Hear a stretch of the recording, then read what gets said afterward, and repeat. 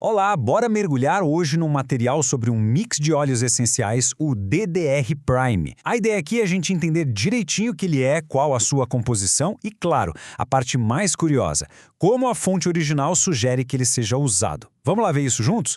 Então, para começar, vamos direto ao ponto. O que é, afinal, o DDR Prime, segundo o próprio material de origem? Olha, a definição que eles dão é bem específica, viu? É um mix de óleos essenciais criado para ajudar a dar uma sensação de proteção contra o estresse e, ao mesmo tempo, evocar um sentimento de tranquilidade. Beleza, a promessa é essa. Mas o que tem dentro dessa mistura? Qual é a fórmula por trás disso? Bora dar uma olhada nos ingredientes que o documento lista. Então vamos lá, a composição dele tem 8 óleos essenciais. São eles: resina de olíbano, que é o frankincense, né? Casca de laranja selvagem, fruto de lícia, folha de tomilho, botão de cravo, a planta de segurélia de verão, folha de niauli e, por último, folha de capim-limão. É isso, essa é a lista completinha que a gente encontra no material. A gente já viu os ingredientes, certo? Mas e aí? Para que serve essa combinação toda? Vamos voltar para o propósito principal, aquele que está descrito lá no texto. E olha só, a alegação central é essa aí, bem direto ao ponto. É interessante notar que o foco, de acordo com o texto, não é uma coisa super ampla, é bem específico. A ideia é trazer benefícios emocionais e uma proteção contra estresse. Certo, isso tudo é a teoria, a proposta do produto.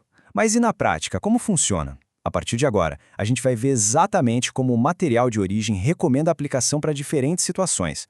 Vamos começar com a primeira situação listada lá: problemas da tireoide.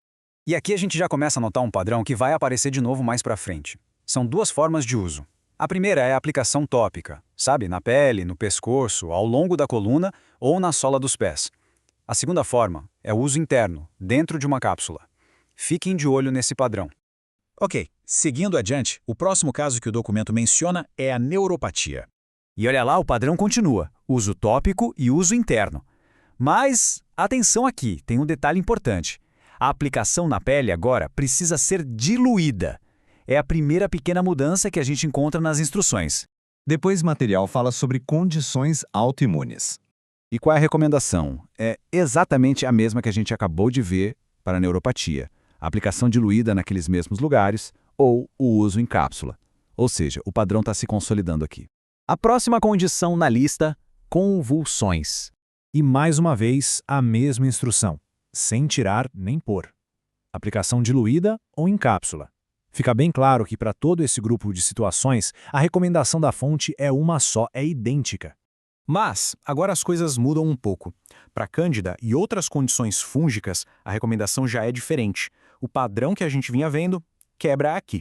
Olha só, a opção de tomar em cápsula ainda existe, mas a aplicação na pele agora é bem mais restrita. É só na sola dos pés. Por que será essa mudança, né?